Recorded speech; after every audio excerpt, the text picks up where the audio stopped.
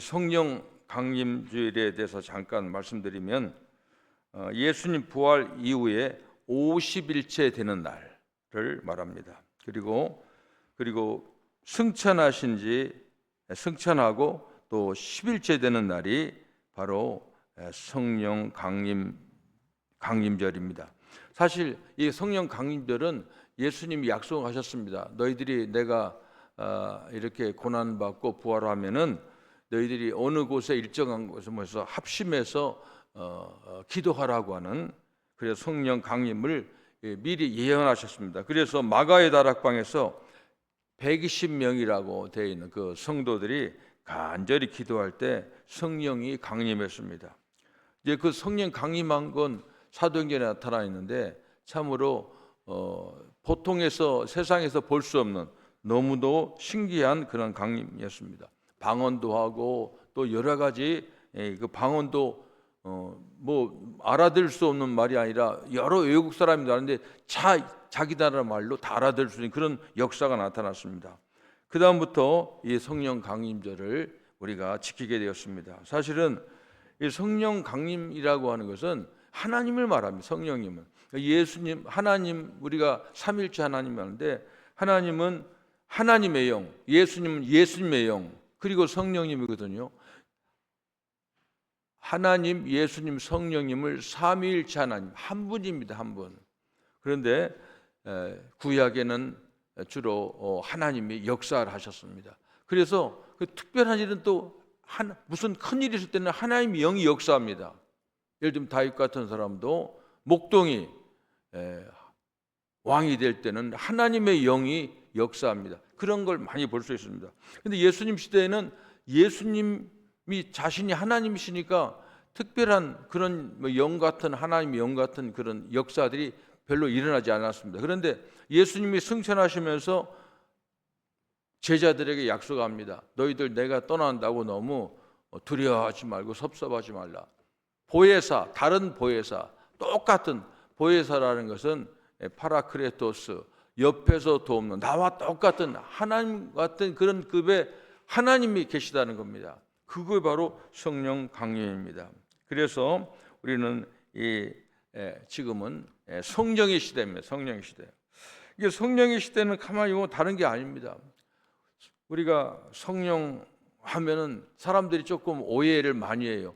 저희 어렸을 때는 성령에 대한 잘못된 오해가 많았어요. 막 좀 뜨겁다 그러잖아요. 근데 한번 생각해 보세요. 여름에 성령 더운데 뜨거우면 되겠어요? 꼭 그렇게 표현하면 안 된다는 말이에요. 성령이라고 하는 것은 하나님입니다. 하나님이 일하시는 겁니다. 그러니까 하나님과 같이 일하는 겁니다. 다르게 말하면 저는 그렇게 생각합니다. 성령은 하나님인데 하나님의 마음이에요. 하나님 마음. 우리 속에 하나님이 계시다, 예수님이 계시다, 성령님이 계시다, 하나님이 계시는 것, 하나님 마음처럼 살아가는 것이 바로 성령의 역사입니다. 성령 충만하게 해주세요. 뭐 그렇게 하지만 성령은 그렇게 무슨 뭐 어떤 모양으로 어떤 그런 외적인 게 아니라 저는 성령 충만한 사람은 다르게 보지 않아요. 어떤 사람이 성령 충만한 사람이야? 예수 잘 믿는 사람. 그 예수 잘 믿는 사람이 무슨 사람? 예수님 마음대로 예수님처럼 사는 사람, 하나님의 마음으로 사는 사람, 하나님의 손으로 사는 사람, 이 사람을 나는 성령 충만한 사람이라고 생각합니다. 그리고 우리 지금 교회들이 성령 충만하면 부흥회 한번 하자. 뭐 옛날에 근데 요즘 부흥회 별로 없는데 이 부흥회도 바로 그런 겁니다. 이 한번 리마인드 시키는 거예요. 하나님 지금 역사한다는 겁니다. 예수님 지금 안 계시고 하나님 안 계시면 하나님 역사, 바로 성령이 역사하는데 주로 어떻게 역사합니까? 하나님의 손을 내 손으로 가지고 역사하는 것이 바로 성령의 역사고 그렇게 살아가는 겁니다. 오늘 저는 하나님의 소원이라고 하는 제목으로 우리 설교를 하려고 합니다. 대부분의 종교는 욕망, 욕심을 없애라 그렇게 말합니다. 왜냐하면 욕심과 욕망 때문에 싸우고 죽이고 평생 헛된 일을 하기 때문에 그렇게 말합니다. 그래서 불교 같은 경우에는 평생을 우리의 불교의 삶을 고해다, 고통의 바다라고 합니다. 그 중심에는 욕망과 욕심이 있다 그렇게 말합니다.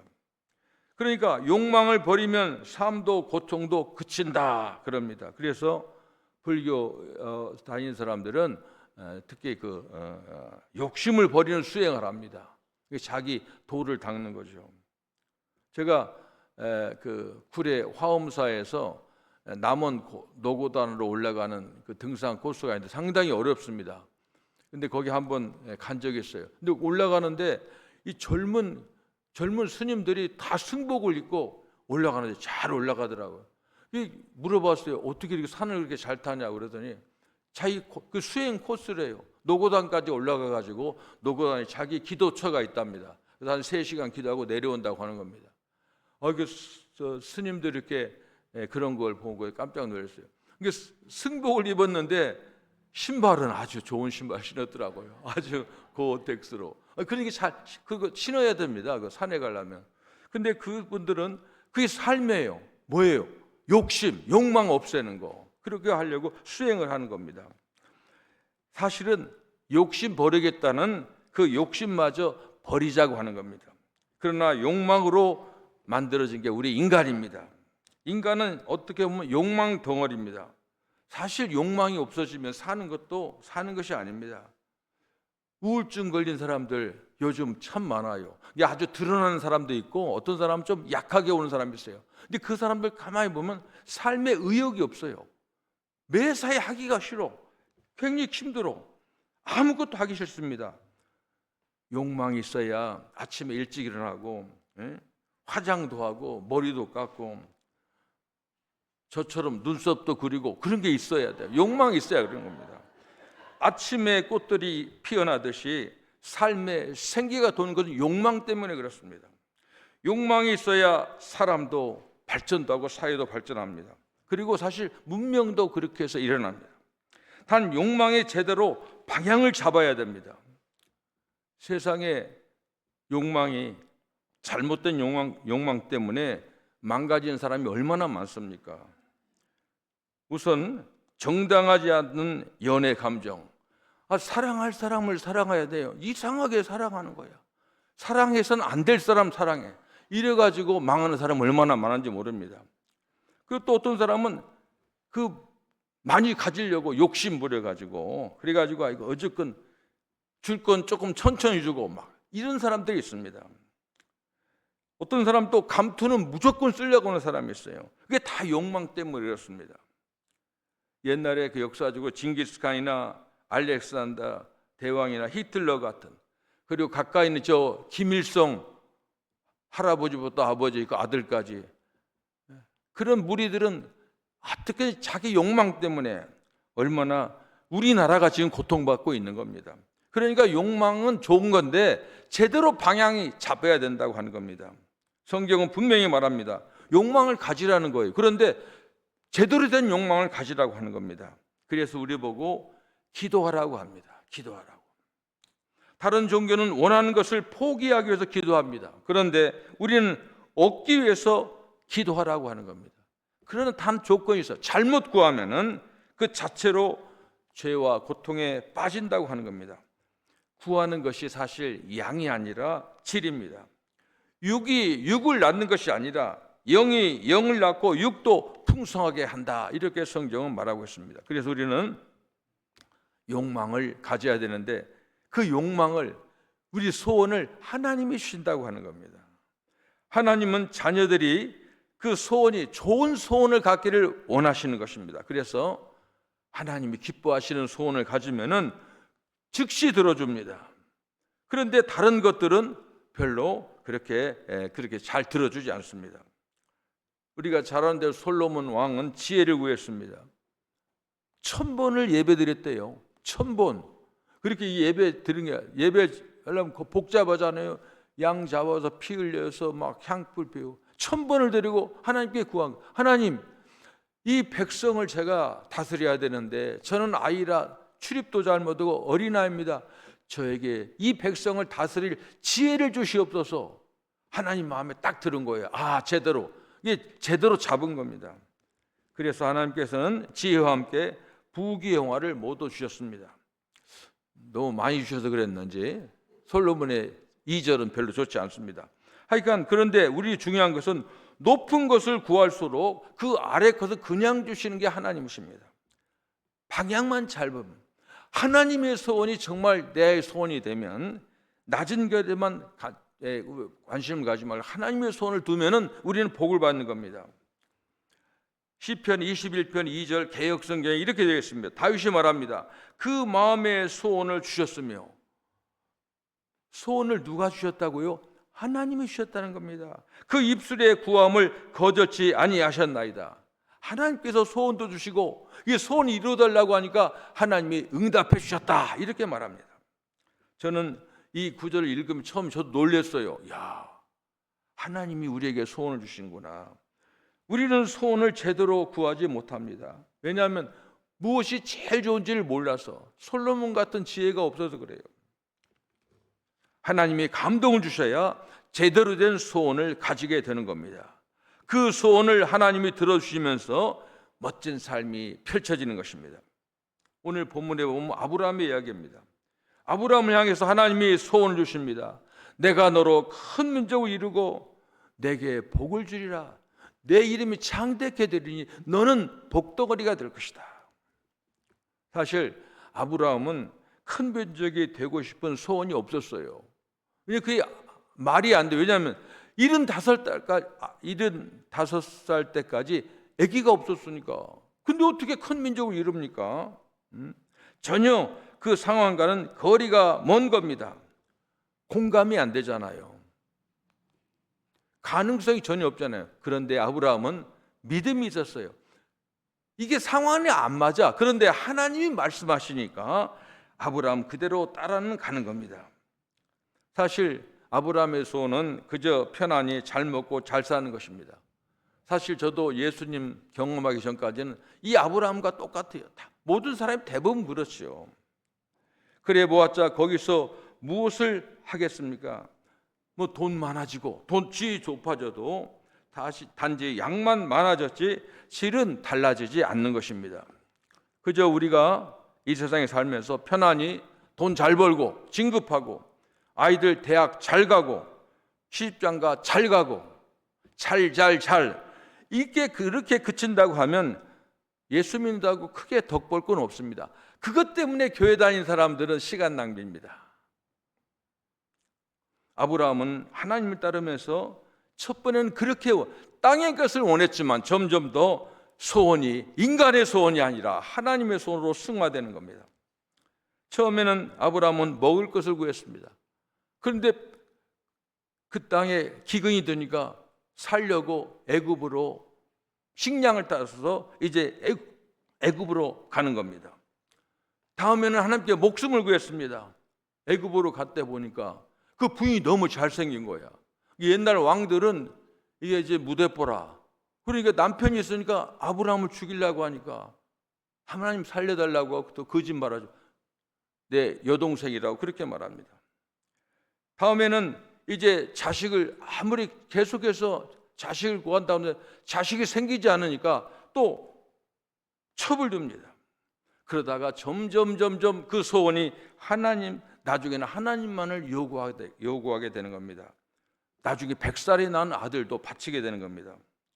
하나님이 주신 하나님의 수준의 소원이 아브라함을 키운 것입니다. 하늘을 우러러 무뼈를 셀 수 있나 보라. 내 자손이 이와 같으리라. 그 자손 가운데 구원자 예수님이 나오고 아브라함 자신은 복 자체가 되고 이 얼마나 아름다운 참으로 욕심입니까? 이런 욕심은 가질만 합니다. 무조건 욕심을 버리려고 하지 마세요.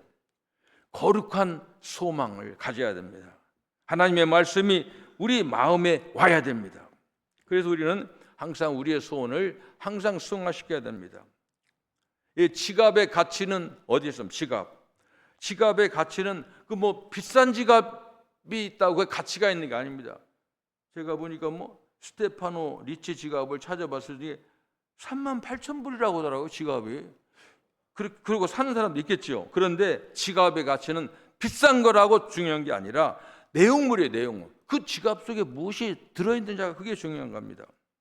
뭐 각종 신분증도 있어야 되고 고액권의 현금도 있으면 더 좋고 뭐 요즘 나는 뭐 꿈도 못 꾸지만 골프 회원권 이런 거 다 그게 있어야 중요한 거죠. 제가 한국에 있을 때 미8군에서 그 정비하는 우리 후배가 있는데 한번 가면은 뭐 PX 그 출입권 그걸 굉장히 자랑하더라고. 난 그래도 걔 따라서 한번 들어가 봤어요.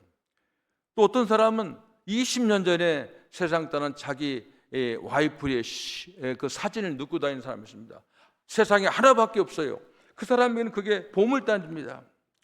우리도 어떻게 보면 지갑과 같습니다. 지갑을 만들고 사용하시는 하나님께서 귀하게 여기게 하려고 하면 우리는 우리 인간의 지갑 속에 우리 속에 무엇을 넣고 다녀야 되는가? 어떤 지갑을 하나님이 원하시는가 하는 겁니다. 모든 천사들과 온 우주의 상황이 떠받들게 하려면 어떻게 할 것인가? 우선 예수님 영접하고 하나님의 형상이 찍혀야지요. 이게 첫째입니다. 왜냐하면 누구나 자기 자식은 사랑하는 겁니다. 자식이 좀 부족해도 자랑스럽습니다. 자기 자식을 좀 부족해도 바꿀 수 있어요? 못 바꾸잖아요. 남은 별로입니다. 우리는 하나님의 자녀들입니다. 하나님이 올인해서 모든 복을 주시는 자식은 누구인가? 아버지의 뜻은 관심 없고 지의 대로 사는 그런 아들에게 관심을 두지는 않을 것입니다. 아버지 소원이 내 소원으로 가져야 됩니다. 하나님 소원을 가져야 됩니다. 예수 믿는 게 바로 이겁니다. 비밀입니다. 제가 청기 누설하는지 모르겠어요. 이 세상에서 조금 잘 살려고 편하려고 예수 믿는 바보예요. 바보. 아버지의 힘으로 아버지처럼 위대하게 되는 겁니다. 바로 아브라함의 삶을 말합니다. 하나님의 전 관심과 사랑이 다 자기 자식에게 나오는 겁니다.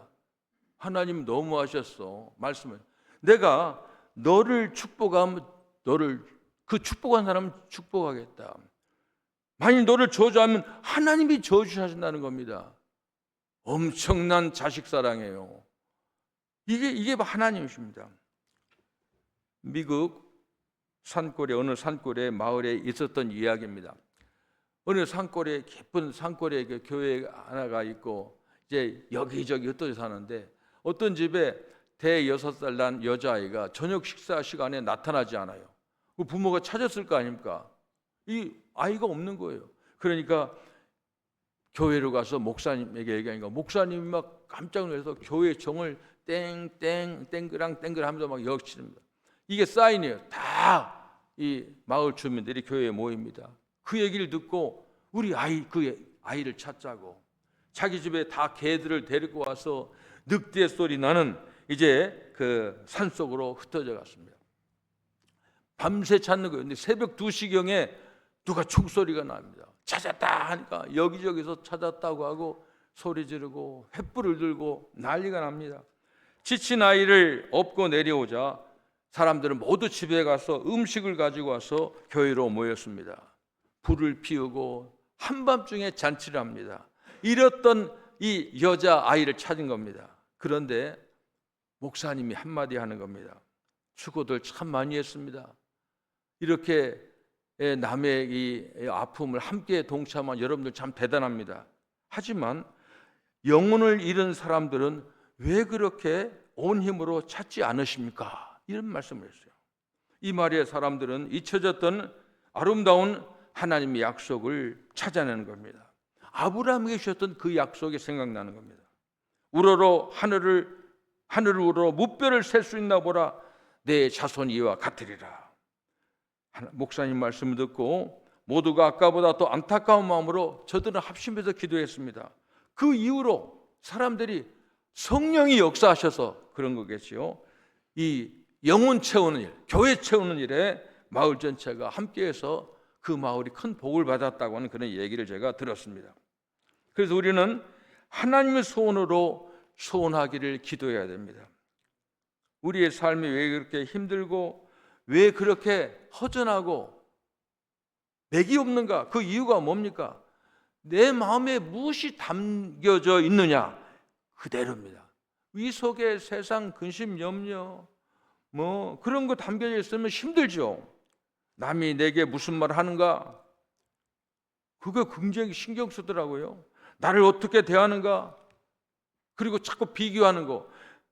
이러면 아무리 내가 하나님의 형상이라 할지라도 내 스스로 노예 수준으로 내려가는 것입니다.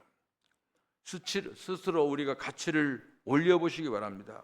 명품을 가지고 얼굴 고치고 좋은 옷 입어서 올라가는 게 아닙니다. 성경에 분명히 말씀하고 있습니다. 큰 집에는 금그릇과 은그릇뿐 아니라 귀하게 쓰는 것도 있고 천하게 쓰는 것도 있나니, 지갑의 가치는 내용물인 것처럼 무엇을 담느냐가 그릇도 그릇의 가치입니다. 건강 걱정, 돈 걱정, 사람 걱정 담고 있으면 하나님의 형상이라도 천해지는 것입니다. 하나님의 소원 담게 해달라고 항상 기도하시기 바랍니다. 귀해지고 강해지는 겁니다. 그러면 건강보다 돈보다 사람보다 커지는 것입니다. 내가 내게 복을 주어 복이 되게 하겠다. 너는 창대하리라. 모든 족속이 너로 인해 복을 받으리라. 하나님의 약속입니다. 그리고 하나님의 소원입니다. 오늘 교회에 와 보니까 물론 이동숙 양님도 어디 가고 또 한국 가신 분도 있고 그렇지만은 박 장로님하고 권사님 안 계시니까 호응하지 않아요? 네? 하나님의 소원을 한번 생각해 봐야 됩니다. 저도 자꾸 교회 예쁘다고 너무 많이 했습니다. 그런데 이 빈자리에 보면 여러분 아무 느낌이 안 납니까? 저는 이 교회 한 9개월, 10개월 있으면서 이게 굉장히 스트레스를 받은 거예요. 너무너무 스트레스 받았어요. 이거 내가 싹군 목사 같은 생각이 들었어요. 하나님의 소원이 있는데 이 교회의 이쁨은 뭐예요? 교회의 이쁨은 뭐예요? 하나님이 소원하고 거리가 있으면 안 돼요. 나는 오늘 임정자 권사님 얘기 보면 어르신들이 이렇게 한 분, 두 분 소천하면 누가 남을 것인가? 무슨 이 교회 이쁘다고 뜯어서 다른 데 짓는 것도 아니고 이런 생각합니다. 한국의 어느 시골의 이야기입니다. 어떤 분이 이 아브라함이라는 설교를 듣고 감동을 받아서 나도 이제 아브라함이 주신 약속을 하나님의 그 소원을 내 소원으로 삼고 그렇게 살아야겠다. 아주 결심을 했습니다. 그래서 하여간 전도하기로 결심을 했습니다. 근데 그 친구들이 다 농사 짓는 사람이에요. 그래서 들에 갔습니다. 그래서 할 수 없이 가가지고 너희들 농사만 짓다가 끝내겠냐? 영원한 보험을 들어야지 우리의 이 삶도 언제 끝날지 모른다. 그렇게 얘기합니다. 근데 친구들이 하는 말 들으니까 할 말이 없어. 무슨 말이냐면 너 농사 안 지어와서 모르는, 농사는 타이밍이야. 그때 못하면 1년 농사 마치는데 어떻게 우리가 교회 갈 수 있느냐 하는 겁니다. 친구의 말 듣고 그 성도는 낙심했습니다. 속수무책입니다. 하나님께 기도했대요. 하나님이 약속을 주시고 소원 삼게 해주셨으니까 이것도 하나님이 이루어 주세요. 그렇게 기도했다고 하는 겁니다. 그러던 어느 날 그 친구 둘이 교회에 나왔다는 거예요. 목사님이 숫자 빠는데도 세 사람이 막 신이 나가지고 아마 저 같아도 그랬을 거예요. 신이 나서 설교를 하는 겁니다. 설교 마치고 오늘 예수 믿기로 작정한 사람 손 들어보세요. 그 두 사람이 손을 드는 거예요. 나오라고. 이제 그래서 축복을 하려고 하면서 물어봤어요. 제 설교에 오늘 어느 부분에 감동받았습니까? 이렇게 물어보는 거예요. 근데 그 두 사람이 하는 말이 사실 우리 목사님 설교 하나도 귀에 안 들어왔습니다. 지금 밭에서 두 사람 몫을 일하느라고 하는 우리 친구가 허리가 휘어지는 그 생각만 했습니다. 그래도 나는 다음 주부터 교회 나오겠습니다. 하나님의 도우심이 마음도 상황도 진행도 만들어내는 겁니다. 이제 여름에 들어섰습니다. 마음도 해이해지고 싶습니다. 여행 많이 떠나잖아요. 그러나 동시에 이 계절은 기도하기도 좋은 계절입니다. 여러분 항상 간절히 원하시기 바랍니다. 내 속에 쓰레기가 아니라 보물을 항상 품게 해달라고 기도해야 됩니다. 하나님의 소원이 내 소원 되게 해달라고 기도해야 됩니다. 잠시 세상에 머물다 하나님 앞에 갈 텐데 빈손으로 가지 않게 항상 깨워달라고 하나님께 기도해야 됩니다. 하늘의 별들이 나의 마음에 찬란하게 해달라고 하나님께 기도해야 됩니다. 기도하겠습니다. 예수님, 고맙고 감사합니다. 저희들이 잊고 있었던 하나님의 약속을 또 하나님 말씀을 통해서 새롭게 기억나게 하시고 하나님의 소원이 우리의 소원이 되고 우리 가득한 교회의 소원이 될 수 있도록 하나님 도와주시옵소서. 예수님의 이름으로 기도합니다. 아멘.